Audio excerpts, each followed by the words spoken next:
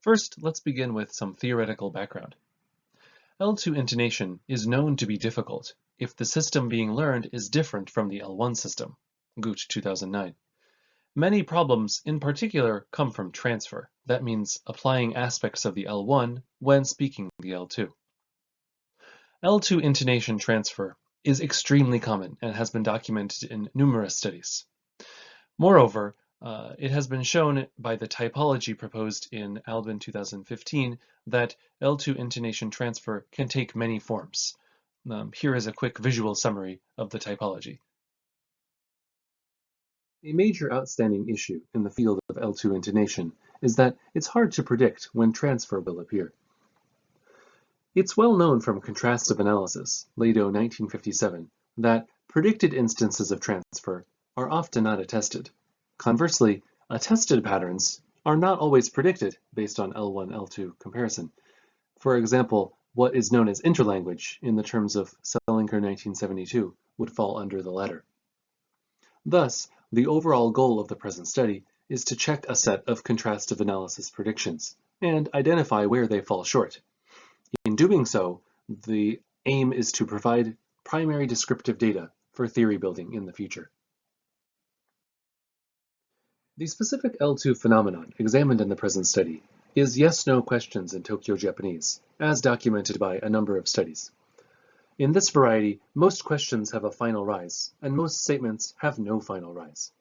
In Venditti 2005's J-Toby system, this would be transcribed as L%H%, as opposed to just L%. The exact contour shape depends on whether a high star plus low pitch accent is present. Here I show data from Kori 2013. On the left, there's the accented word nonda, and its question version, nonda. On the right, I have the unaccented word, noreru, and its unaccented version, noreru.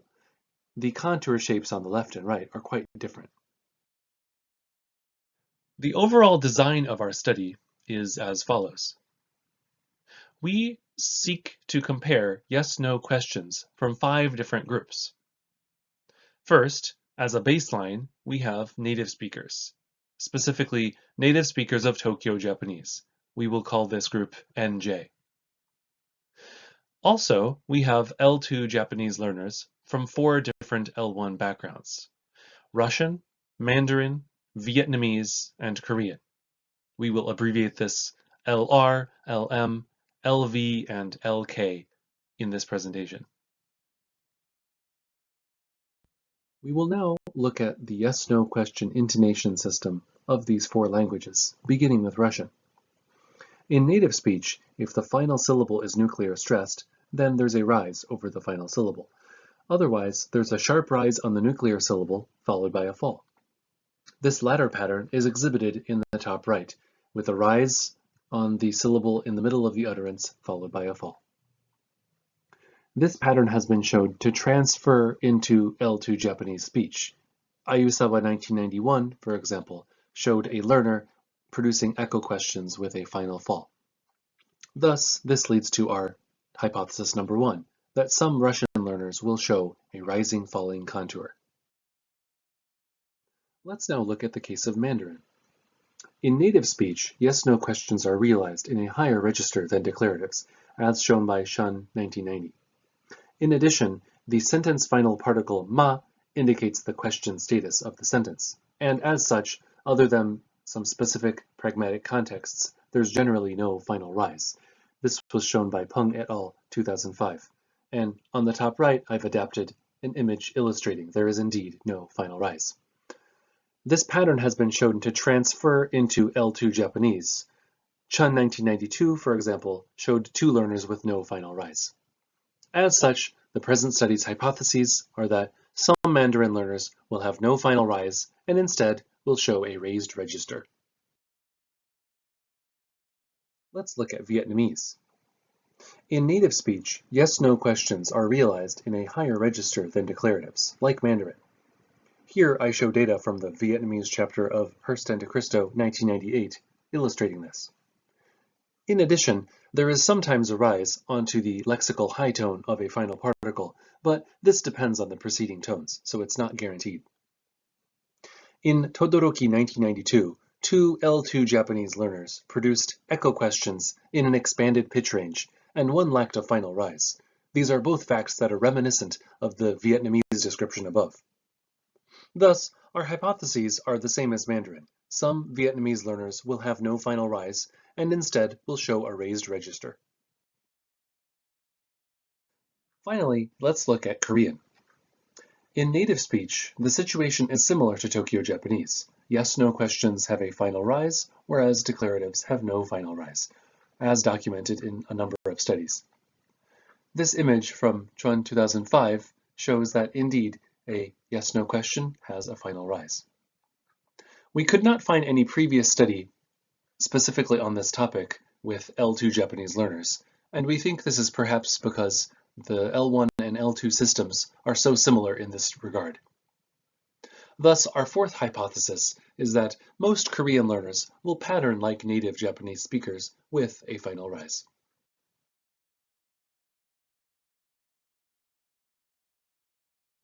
First, materials.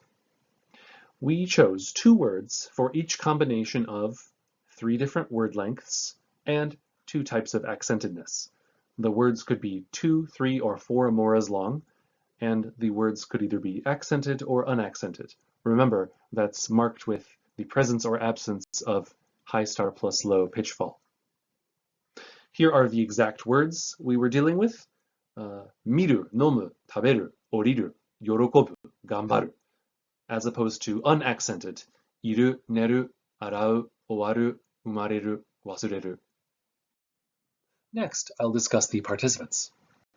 All participants in this study were undergraduate students studying at various universities around the world. The learner group consisted of 70 L2 Japanese classroom-instructed learners, whose instructional input was generally a mix of native and non-native.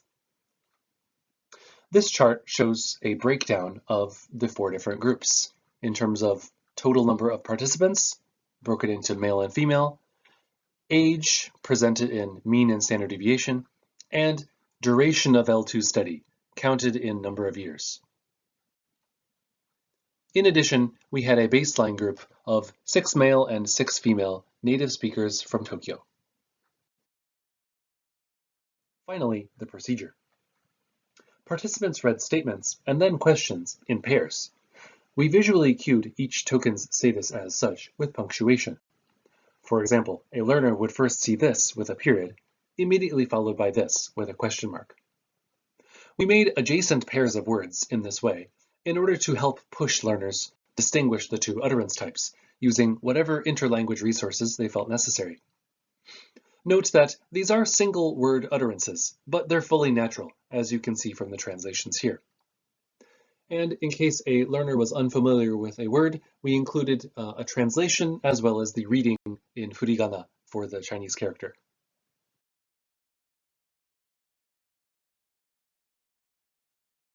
First, duration results. Schematically, the data generally looks like this, with questions having longer duration than statements. As such, we calculated the ratio of question versus statement word durations using this formula. Here are the results, with y-axis being duration ratio and x-axis being participant group and number of moras.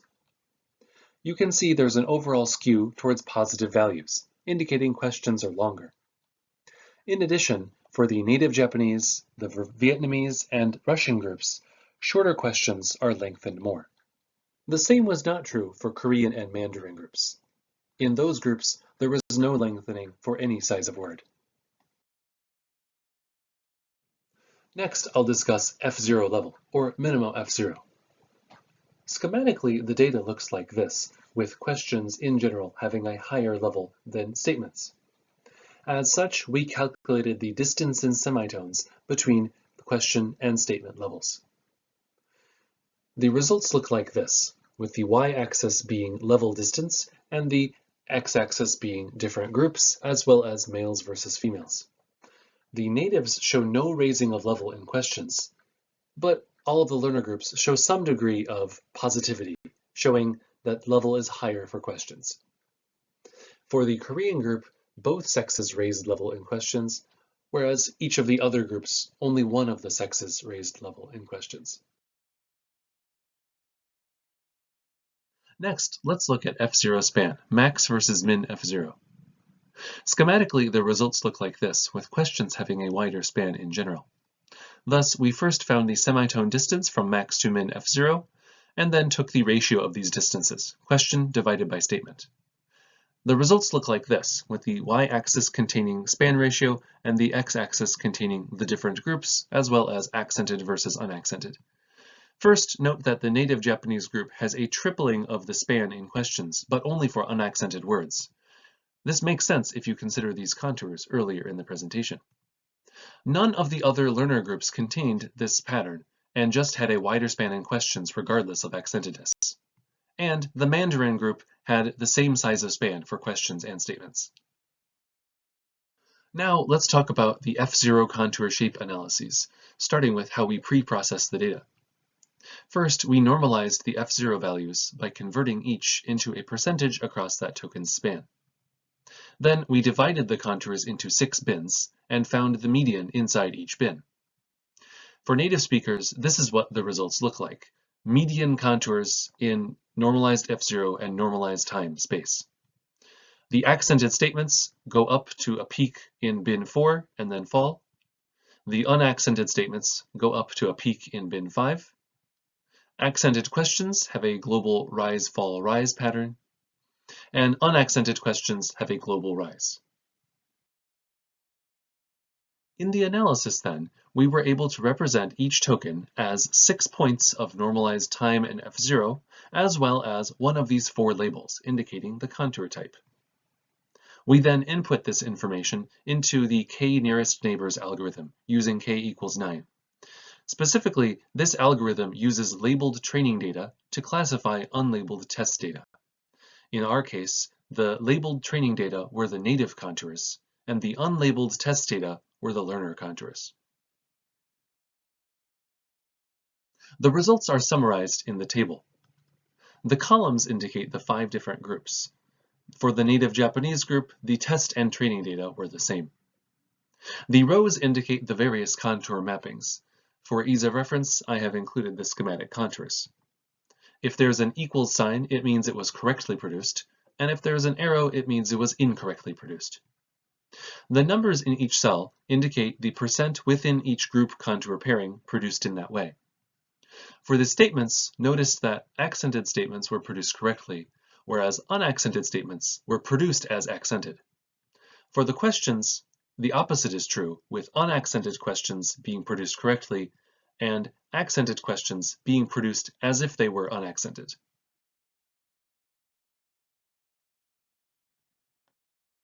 Let's now revisit the 4 transfer-based hypotheses.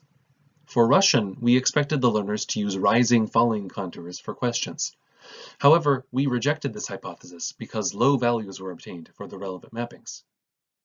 For Mandarin and Vietnamese learners, first we expected no final rise, questions to be produced as statements. The support here was mixed because the values for these mappings were high for Mandarin but low for Vietnamese. For the same groups, we also expected a raised register or level. Again, the support was mixed because raised level only occurred for Vietnamese females and Mandarin males. Finally, for Korean learners, we expected a native-like final rise in questions. This was supported because the incorrect mappings were indeed very low. In addition, the present study also uncovered 4 other unpredicted divergences from native norms. First, Korean and Mandarin learners did not lengthen short questions like the natives did.